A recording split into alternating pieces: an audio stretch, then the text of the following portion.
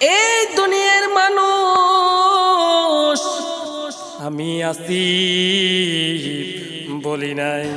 রাসূল সাল্লাল্লাহু আলাইহি ওয়াসাল্লাম বলেন, হাদিস নাম্বার বুখারী ৭০৪৭ নম্বর হাদিস, তিনি বলেন মৃত্যুর পর এক গ্রুপ লোকের মাথা পাথর দিয়ে ভাঙা হবে।